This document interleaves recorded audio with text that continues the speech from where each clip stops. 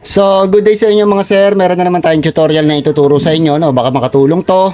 Itong gagawin natin dito sa MIUI. So, hindi na itong motor na to, hindi to umaandar. Upon checking, chinek up natin yung battery. So, lobat yung battery nito. Hindi rin siya mapaandar sa kickstart. Ayaw umandar sa push start, ayaw umandar sa kickstart.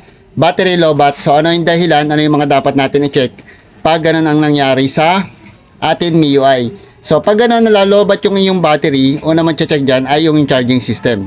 So, yung mga sir, papakita natin sa inyo kung paano i-check yung charging system ng MIUI, kung goods pa or may damage na. So, watch the full video mga sir para makadagdag kaalaman sa inyo sa mga naka-MIUI dyan. So, ayan mga sir.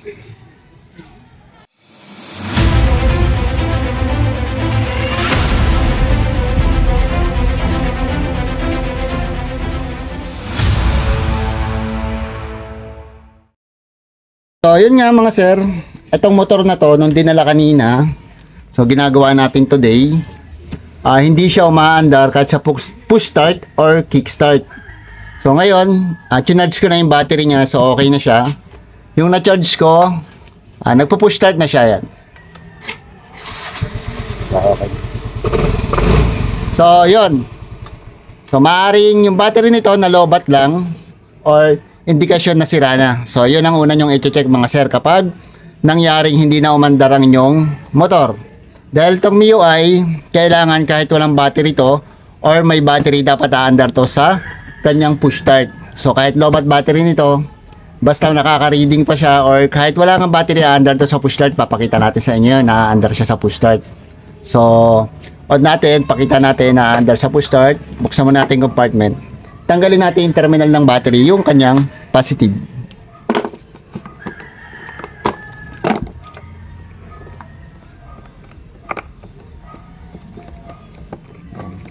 Kasi nga hindi siya umaandar, ngayon papakita natin sa inyo na dapat aandar to kahit lobat ang battery mo. Kasi nga sasabihin ng iba, lobat lang ang battery kaya hindi siya umandar. So yun. So indikasyon nga yun, pero dapat aandar pa rin siya kahit walang battery. So yan. So makita nyo ito yung positive, tanggal na, wala ng connection. Kahit nakadikit yung kanya negative, wala na yung connection sa ating motor. So on mo, kita mo wala ng panel light kasi nga wala yung battery. So kailangan umandar siya sa kickstart. So i-kickstart natin siya. So ayan. Nakita nyo, umaandar siya sa kickstart. So ayan, wala ng battery yan kasi kaya natin pinakita to para sabihin, malaman nyo na kahit na walang battery nakalagay sa ating motor sa mga MIUI, aandar yan basta may kickstart. Tulad yan ng Mio Solayo, basta may kickstart siya, aandar yan kahit walang battery. So ibig sabihin, kahit na na-charge natin at gumana na yung kanyang battery, check rin natin yung kanyang charging system kung bakit nga nalobat. Kasi nung chinarge ko yung battery niya, okay naman, nag-charge naman. So, check mo dito yung rectifier regulator, ito. So, una niyan, syempre, check mo yung kanyang socket. So, tanggalin mo yung socket na to. Titingnan mo yung mga terminal na yan, mga sir. Itong mga terminal na to, kung meron siyang nag-uumido siya or nagkakaroon ng pulbos na kulay green. So, dito naman, malinis naman siya. So, nilinis lang natin, tinanggal lang natin yung mga dumi-dumi. So, yung sa kabila, so ayan, wala rin naman. So ito malinis din yan. So okay na yan. So ibig sabihin okay naman ang connection. Ngayon check mo yun red wire, continuity ng red wire. Ayan, yung red wire na yan tsaka tong red wire na to. Ito, kailangan may connection sila. So gagamit tayo ng multitester. So itong isa, lalagay natin siya sa continuity reading. So dito, so open line.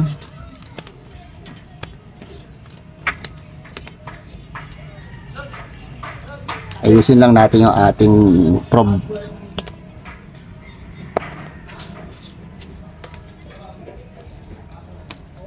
Tapos itong isa, lagay natin dito sa kulay red.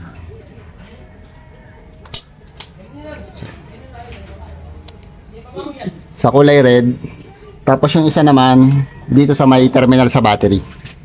Ito. So, dito sa red wire na terminal, positive sa battery. Usap tayo. Ayan, check natin dito mga sir.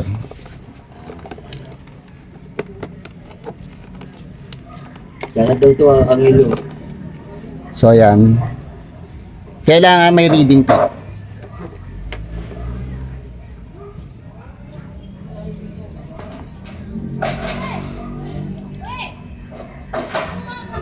So, ayan. Nakakuha tayo ng reading.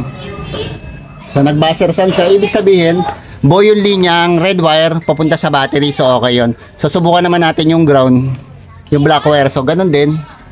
Lagay nyo rito sa kabila sa black wire. Tapos yung inyong isang probe ng inyong test light, lagay nyo naman sa body ground.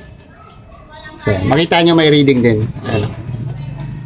So, ibig sabihin, buo yung kanyang negative positive na galing dito sa rectifier regulator. Susunod naman natin yan, yung dalawang white. Makita nyo yung dalawang white. Full wave na kasi yung stator nito. So, tetest mo, ilalagay mo yung probe mo sa dalawang white. White pala, sorry. So, left, yan. Kahit magkabaligtad yan. So, kailangan magkaroon din tayo ng reading. So, yan. Makita nyo nagkaroon siya ng reading.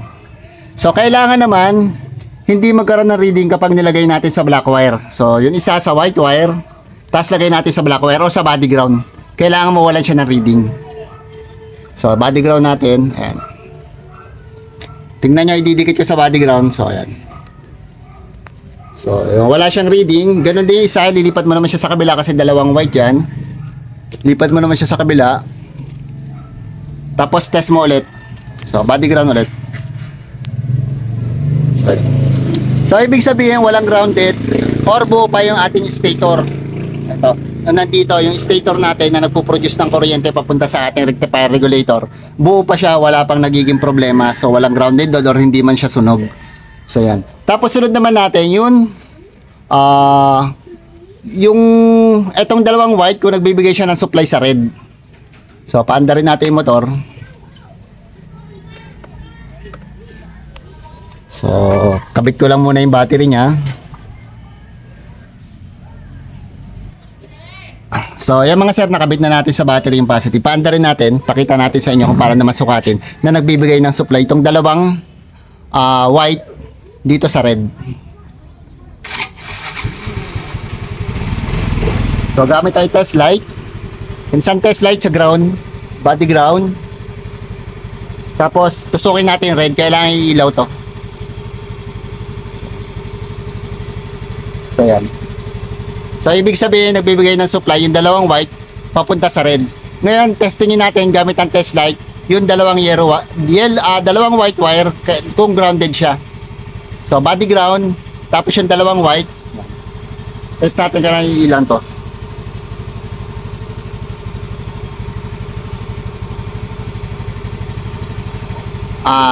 Yung dalawang white, kailangan pala hindi siya iilaw kapag naka-body ground. So, pag umilaw siya, ibig sabihin grounded. Yan. Kung wala kayong multitester, so ayan.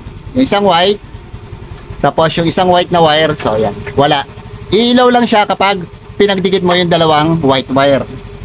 So, ayan. Iilaw lang siya dapat nun. Ibig sabihin nito, goods pa yung connection natin mula sa stator papunta dito sa socket.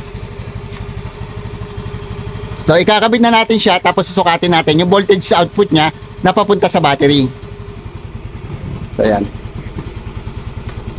Ikabit nyo lang mabuti siya mga sir para hindi magkaroon ng problema o lost contact. So, sukatin natin gamit tayo ng voltmeter. So, ito na lang. So, lagay natin siya sa 20 volts DC. Yan, 20 volts DC. Tapos negative positive. So, sa red. Yan, sa red. Tapos ito naman sa body ground, pwede na. So, tingnan natin. So, 14.4. So, ID niya 14.4, 14.5. So, ibig sabihin, goods yung kanyang charging mga sir. So, maaaring ang nangyari lang dito, nagkaroon ng lost contact or magkaroon na ng indikasyon to na nagloloko na yung capacitor nitong kanyang rectifier regulator. So, kaya minsan nalolobat yung battery. Or, palit na lang battery si sir. So, ayan. So, ganun ang pagsukat ng charging system ng MIUI kapag nalolobat yung battery mo, kahit bago pa siya, or hindi na umaandar yung battery mo kasi lobat, no? Pero kung ayos to, kahit lobat ang battery mo o kahit tanggal ang battery mo, aandar ang motor. So kapag sira na to, kahit na pag nalobat ang motor mo or nalobat yung battery mo, hindi na aandar ang MIUI mo. So ganun mga sir, yan ang pag-check ng charging system ng MIUI. So ganun lang. So ito, okay na to. Nalinis na natin yung mga wire. Ngayon i-advise na lang natin si sir na pakiramdaman yung kanyang battery.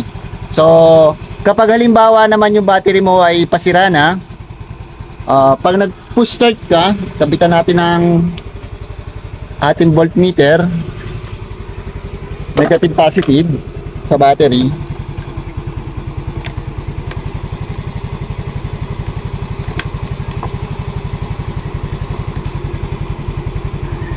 Lang, uwi na ako. Sige. Alam mo na. Okay, kuya ito. Busina, speedometer. Ayun. So, yan mga sir, 14.2. Ako. Sige. Tapos up natin. Kapag pinush start mo yan, dapat magdadrop lang siya ng 11 volts.